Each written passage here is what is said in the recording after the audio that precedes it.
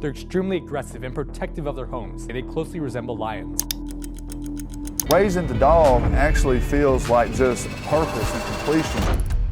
Someone sent us this video that's been making waves online, and it completely changed our perspective on what money can actually buy. We stumbled across this footage on social media, and what we saw left us questioning everything we thought we knew about luxury and exclusivity. I express such genuine care for the dog, and he does for me back, but the truth that shattered everything we thought we knew about luxury and exclusivity came from the most unexpected source: the world of canine companions.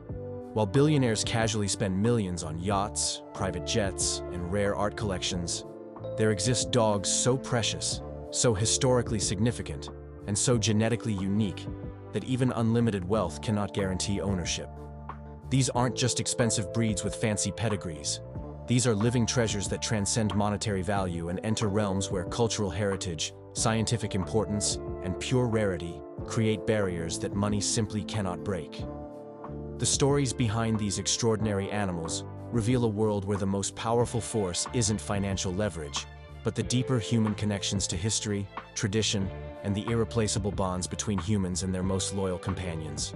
The concept of truly unattainable dogs begins with understanding the difference between expensive breeds and genuinely priceless animals. The Tibetan Mastiff holds the current record for the most expensive dog ever sold, with a red Mastiff named Big Splash selling for $1.5 million in China in 2011. However, this astronomical price tag represents just the beginning of a spectrum that extends far beyond what money alone can purchase. Certain dogs become unavailable not due to their market value, but because of their cultural significance, historical importance, or unique genetic characteristics that make them irreplaceable national treasures. The Lundehund of Norway exemplifies how cultural heritage creates barriers that wealth cannot overcome. This ancient breed, developed specifically for hunting puffins on the steep cliffs of Norway's coast, nearly faced extinction multiple times throughout its history. With fewer than 2,000 individuals worldwide, the Norwegian Lundehund Association maintains strict breeding protocols and cultural preservation guidelines that prioritize the breed's survival over commercial interests. Norwegian law and cultural tradition protect these dogs as living heritage, making them effectively unavailable to collectors regardless of financial offers. The breed's unique physical characteristics, including 6 toes on each foot and the ability to bend their head backward to touch their spine, represent evolutionary adaptations that took centuries to develop and cannot be replicated through artificial breeding programs. The New Guinea singing dog presents another category of canine rarity that transcends financial accessibility. These primitive dogs, recently confirmed through genetic analysis to be among the world's most ancient breeds, exist in a twilight zone between wild animals and domestic companions. With fewer than 300 individuals in captivity worldwide and recent discoveries of wild populations in the remote highlands of New Guinea, these dogs represent living links to the earliest relationships between humans and canines. Conservation organizations and research institutions maintain the captive population through carefully managed breeding programs that prioritize genetic diversity and scientific research over private ownership. The complex legal frameworks governing their ownership, combined with their specific care requirements and conservation status, make them practically inaccessible to private collectors, regardless of wealth or influence. The Carolina dog, also known as the American dingo, demonstrates how scientific importance can create value that money cannot measure.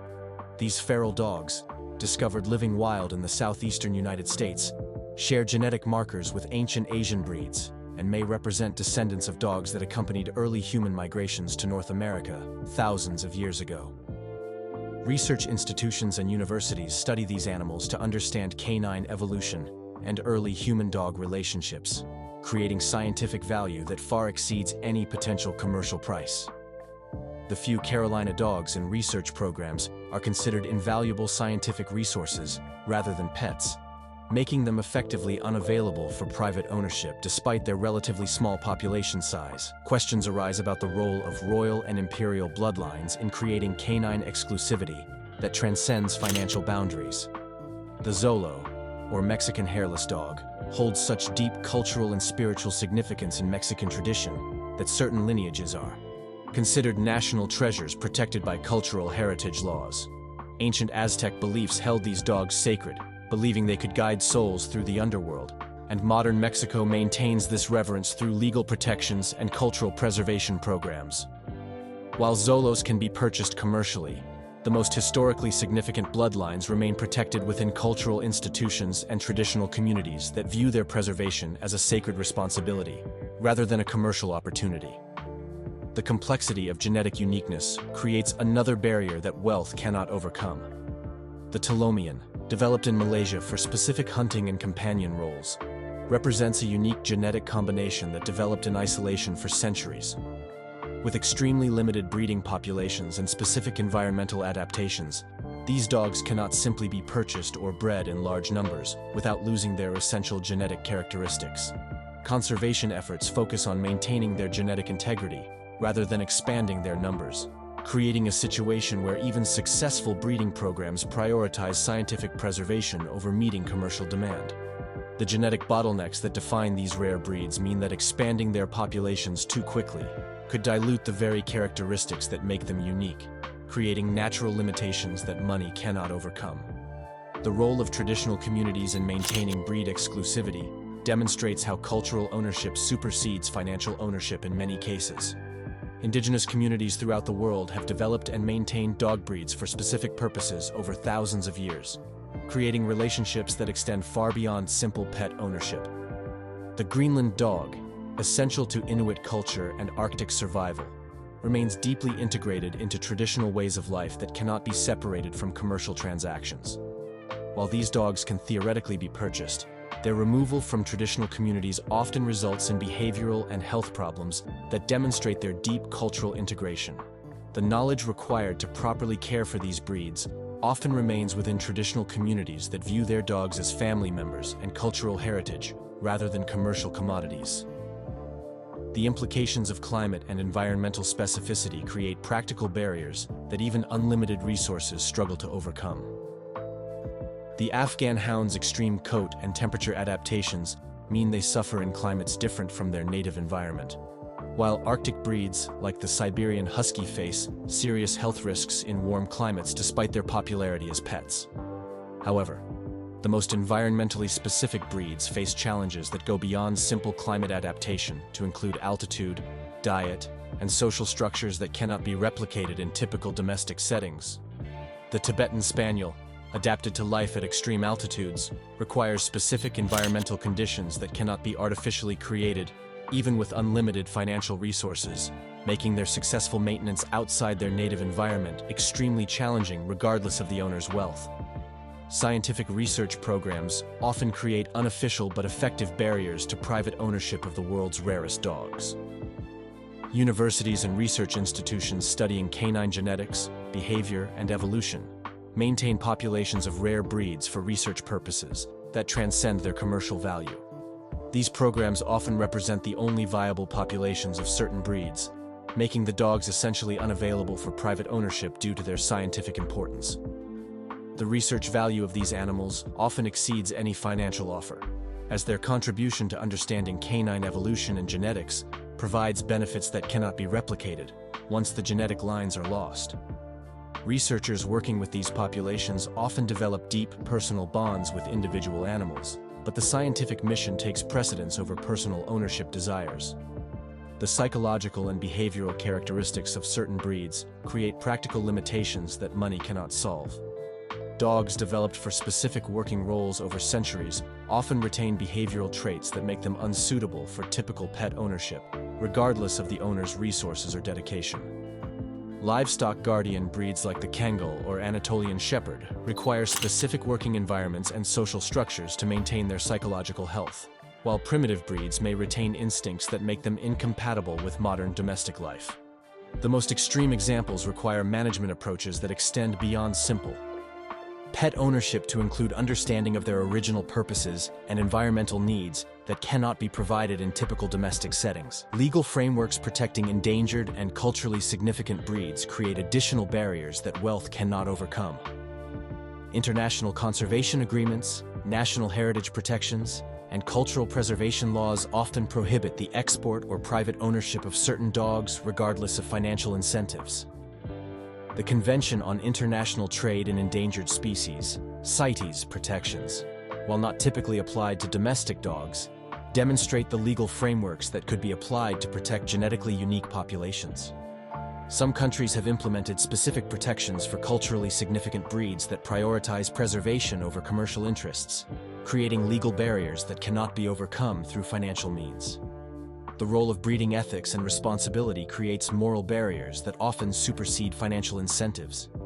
Responsible breeders of rare breeds often prioritize the long-term health and survival of their breeds over short-term financial gains, refusing to sell to buyers who cannot demonstrate appropriate knowledge and commitment regardless of their ability to pay.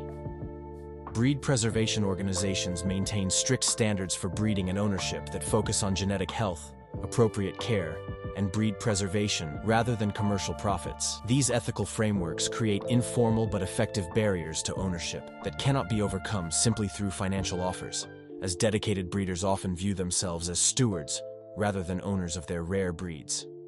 The concept of living heritage extends beyond individual breeds to encompass the knowledge and relationships that define human-canine partnerships throughout history.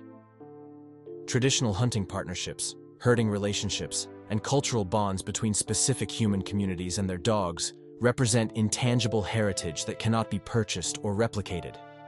The most significant examples involve indigenous communities whose survival and cultural identity remain intertwined with their traditional dog breeds in ways that transcend simple ownership relationships. These partnerships often involve knowledge passed down through generations that cannot be acquired through education or training, making the complete human-dog cultural unit effectively irreplaceable and therefore unavailable for purchase.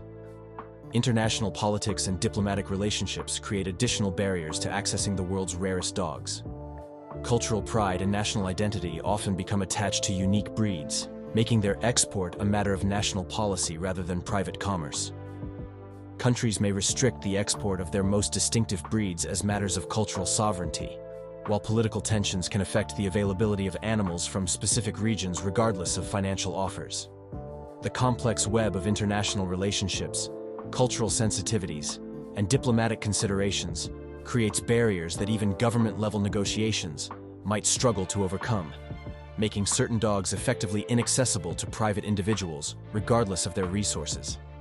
The temporal aspect of canine rarity creates unique situations where timing becomes more important than money. Genetic research has revealed that certain dog populations represent limited windows of opportunity for studying canine evolution and human-dog relationships that existed thousands of years ago.